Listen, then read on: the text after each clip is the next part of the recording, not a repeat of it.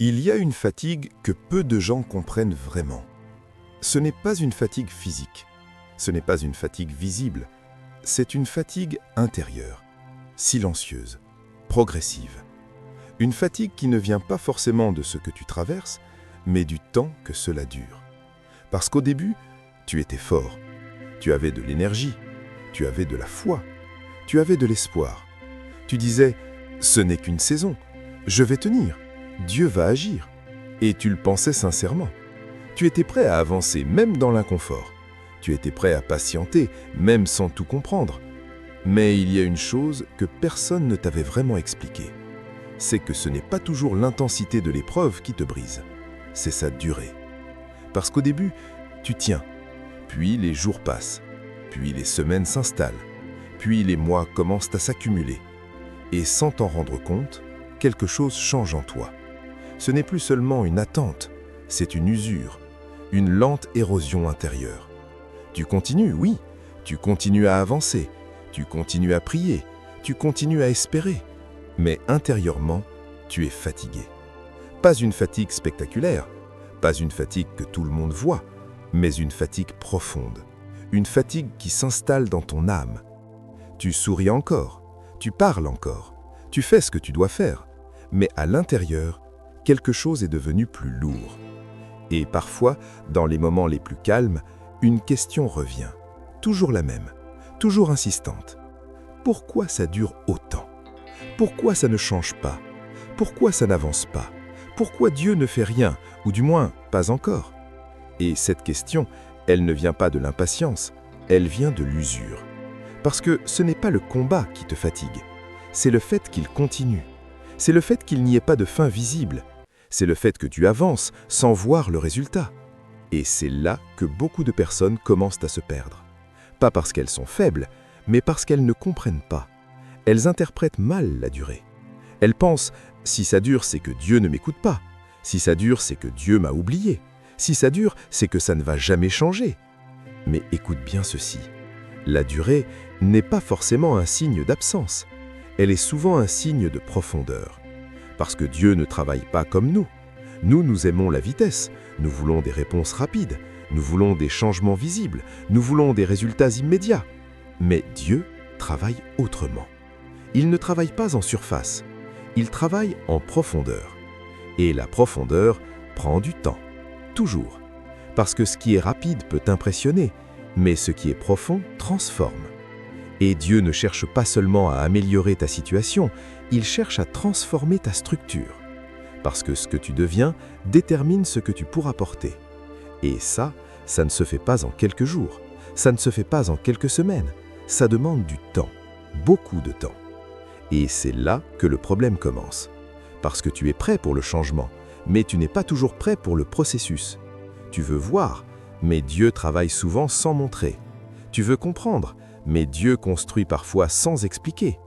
Et c'est dans cet espace, entre ce que tu attends et ce que tu ne vois pas encore, que la fatigue apparaît. Parce que ton esprit cherche des signes, ton cœur cherche des confirmations, mais le silence continue. Et dans ce silence, tu commences à douter. Pas forcément de Dieu, mais du timing. Tu te dis, et si ça n'arrivait pas? Et si j'avais mal compris? Et si je perdais mon temps? Et ces pensées, elles semblent logiques. Elles semblent réalistes, mais elles sont dangereuses, parce qu'elles te poussent à agir dans un moment où tu ne devrais pas agir. Elles te poussent à abandonner, juste avant que quelque chose change. Et c'est là que tu dois faire attention, parce que la durée peut être le moment le plus critique. Pas parce que rien ne se passe, mais parce que tu pourrais mal interpréter ce qui se passe, et prendre une décision qui va à l'encontre de ce que Dieu est en train de faire. Alors écoute bien ceci. Ne prends pas de décisions importantes dans un moment de fatigue. Ne change pas de direction juste parce que c'est long. Ne confonds pas délai et refus. Parce que ce n'est pas parce que ça dure que ça ne va pas arriver. Et c'est là qu'on arrive à une vérité essentielle, une vérité que tu dois garder profondément en toi. Pas encore ne signifie pas jamais. Pas encore signifie préparation. Pas encore signifie alignement. Pas encore signifie timing. Parce que Dieu ne fonctionne pas seulement avec des promesses, il fonctionne avec des moments précis, des moments justes, des moments parfaits. Et parfois, il retarde. Non pas pour te frustrer, mais pour te protéger. Parce que certaines choses, si elles arrivaient trop tôt, pourraient te détruire. Elles pourraient te dépasser. Elles pourraient te faire perdre plus que gagner. Alors Dieu prend le temps. Il ajuste, il prépare, il forme, même dans le silence, même dans l'attente, même dans la durée. Et pendant ce temps, toi, tu penses que rien ne se passe. Mais en réalité, tout est en train de se mettre en place. Pas visible, pas encore, mais réel. Parce qu'au fond, ce que tu vis en ce moment n'est pas un arrêt, c'est un ajustement. Ce n'est pas un rejet, c'est une préparation. Mais tant que tu interprètes la durée comme un problème, tu ne verras jamais ce qu'elle est en train de produire. Tu la subiras, au lieu de la comprendre. Et c'est pour ça que tant de personnes abandonnent juste avant le moment clé. Parce qu'elles confondent silence et absence. Elles confondent lenteur et échec. Elles confondent durée et rejet. Alors qu'en réalité, la durée est souvent le dernier filtre avant le changement. Parce que tout le monde peut commencer, mais peu de personnes tiennent. Tout le monde peut croire au début, mais peu de personnes continuent sans voir. Tout le monde peut espérer pendant quelques jours, mais peu restent alignés pendant des mois. Et c'est là que la différence se fait, dans la durée, dans la constance, dans la fidélité invisible.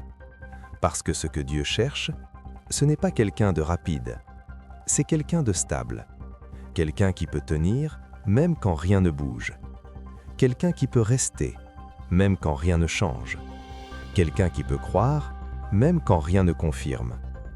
Et si tu es encore là aujourd'hui, ce n'est pas un hasard, ce n'est pas une coïncidence, ce n'est pas une perte de temps, c'est une preuve. La preuve que tu es en train de devenir quelqu'un qui peut tenir, quelqu'un qui peut porter, quelqu'un qui peut durer. Et ça, c'est précieux, plus que tu ne le penses. Parce que beaucoup abandonnent dans cette phase, beaucoup lâchent, beaucoup changent de direction. Pas parce qu'ils ne pouvaient pas réussir, mais parce qu'ils n'ont pas compris la saison. Ils ont interprété la durée comme un signal négatif, alors que c'était un signal de préparation. Et c'est exactement ce que tu dois éviter. Tu ne dois pas quitter ta position juste parce que c'est long. Tu ne dois pas abandonner juste parce que c'est silencieux. Tu ne dois pas changer juste parce que tu es fatigué. Parce que la fatigue ne doit jamais décider à ta place. La fatigue doit être comprise, mais pas suivie. Parce que si tu prends une décision dans la fatigue, tu risques de détruire quelque chose que tu as mis du temps à construire. Alors reste lucide, reste stable, reste aligné, même si c'est long, même si c'est silencieux, même si tu ne comprends pas encore.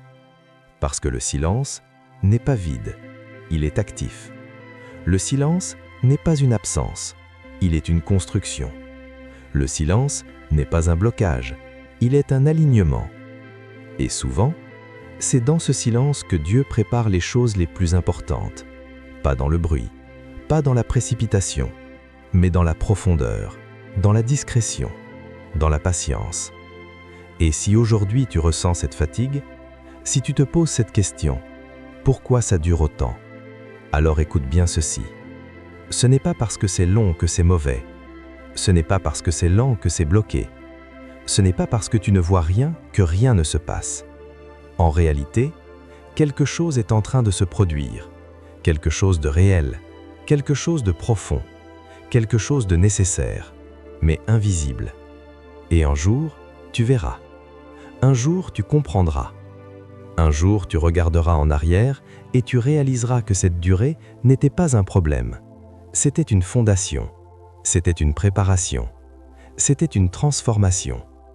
Et tu comprendras que si ça n'avait pas duré, tu n'aurais jamais été prêt. Alors tiens, même si c'est long, même si c'est silencieux, même si c'est fatigant, tiens, parce que tu es plus proche que tu ne le penses, plus proche d'une ouverture, plus proche d'une nouvelle saison. Mais cette nouvelle saison ne viendra pas seulement changer ta situation, elle viendra révéler ce que tu es devenu. Et ça, c'est le vrai travail de Dieu.